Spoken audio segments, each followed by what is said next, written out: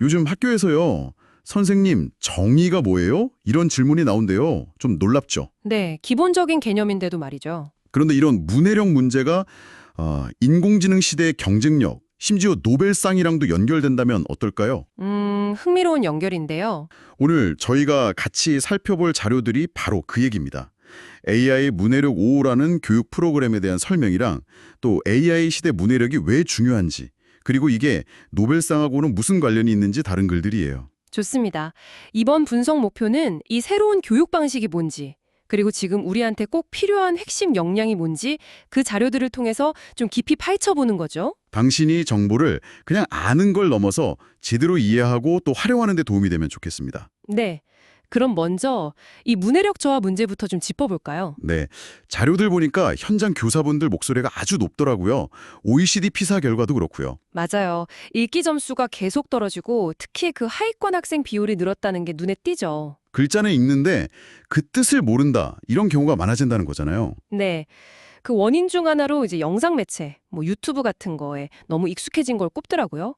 긴 글 읽기를 좀 힘들어하는 거죠. 아, 그럴 수 있겠네요. 근데 단순히 글 읽는 능력뿐만 아니라 그 디지털 문해력 문제도 심각하다면서요. 네, 사실 그게 더 문제일 수도 있어요. 인터넷 정보가 진짠지 가짠지, 뭐 피싱 메일 같은 거 구별하는 능력이요. 이것도 OECD 최하위 수준이라고 하니까요. 정보의 홍수 속에서 길을 읽기 쉬운 거네요, 정말. 그렇죠. 그래서 여기서 이제 AI 문해력, AI 리터러시라는 개념이 등장하는 겁니다. 아말로 AI 리터러시요? 그건 뭔가요? 그냥 AI 도구 잘 쓰는 거랑은 다른 건가요? 네, 좀 더 깊은 차원이에요.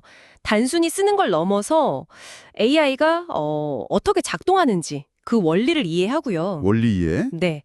그리고 AI가 주는 데이터를 고지고대로 믿는 게 아니라 이걸 비판적으로 보고 의사결정에 활용하는 능력, 이걸 말하는 거죠. 그게 이제 기업 경쟁력에도 필수적이다, 이런 얘기고요. 맞습니다. 개인뿐 아니라 기업 차원에서도 중요해진 역량이죠. 이런 상황에서 대안으로 제시된 게 그 AI 노벨 문해력 5A라는 프로그램인 거군요. 네.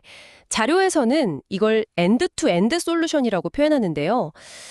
뭐랄까 학습의 처음부터 끝까지 다 책임진다. 이런 의미로 보여요. 독서, 논술, 사고력 훈련을 하나로 묶었다는 거군요. 그 RQTW라는 5단계 과정이 좀 재밌어 보이던데요. 읽기, 질문, 사고, 토론, 쓰기. 맞아요. 그중에서도 특히 질문, 퀘스천 단계를 핵심 차별점으로 내세우더라고요. 질문 단계요? 어떻게 다르길래요? 기존에는 책 읽고 나서 보통 요약하거나 감상문 쓰는 정도였잖아요. 근데 이 프로그램은 15가지 창의적 질문 유형을 제시하고 학생이 직접 질문을 만들게 유도한다는 거예요. 아, 질문을 직접 만든다. 예를 들면요? 네. 뭐 예를 들어서 후크 선장이랑 피터팬 갈등을 다른 결말로 바꾼다면 이런 식으로요. 기억, 비판, 추론, 상상력을 자극하는 다양한 질문을 스스로 설계해 보는 거죠. 와, 그건 정말 사고력을 키우는 데 도움이 되겠는데요? 단순히 내용을 받아들이는 게 아니라 그렇죠. 정보 수용자를 넘어서 능동적인 지식 생산자로 키우는 게 목표라고 해요. 그럼 여기서 AI 기술은 어떤 역할을 하는 건가요? AI가 학생들 학습 데이터를 쫙 분석해서 맞춤형 계획을 짜주고 또 24시간 돌아가는 AI 북튜터가 질문에 답해주면서 학습 공백을 메워준다고 설명하고 있습니다. 아, AI 북튜터요.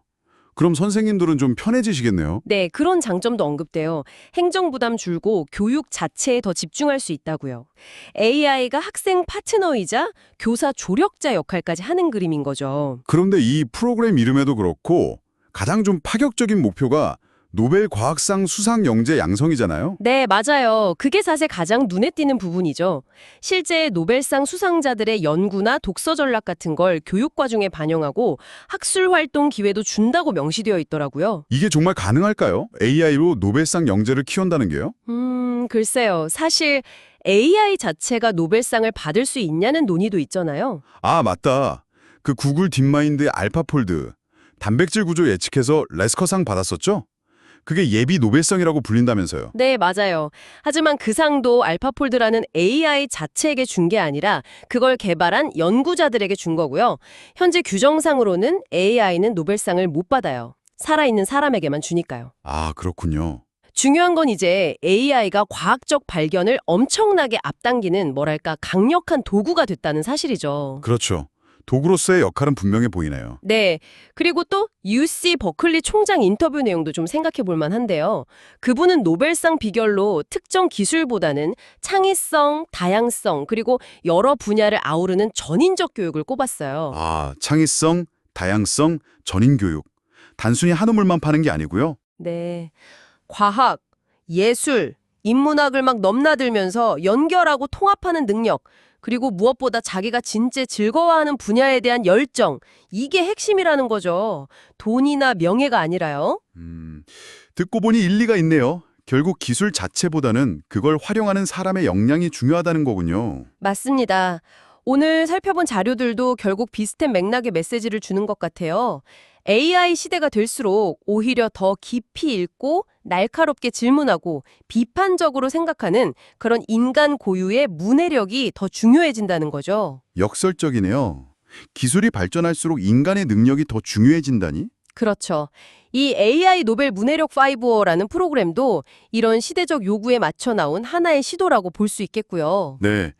단순히 정보를 막 받아들이는 게 아니라 이게 어디서 온 정보인지 어떤 맥락인지 따져보고 이걸 내 것으로 만들어서 새로운 가치를 만드는 능력. 네, 바로 그겁니다.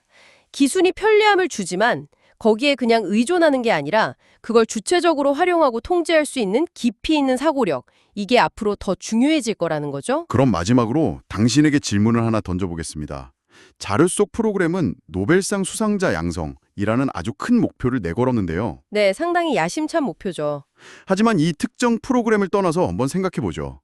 오늘 우리가 이야기 나눈 이런 깊이 있는 사고력, 끊임없이 본질을 파고드는 질문 능력, 또 경계를 넘어서 창의적으로 연결하는 힘, 이런 것들이 꼭 노벨상이 아니더라도 당신이 몸담고 있는 어떤 분야에서든 혁신을 이루는데 꼭 필요한 역량이 아닐까요? 정말 중요한 질문이네요. 지금까지 AI 노벨 문해력 화이브에서 전해드렸습니다.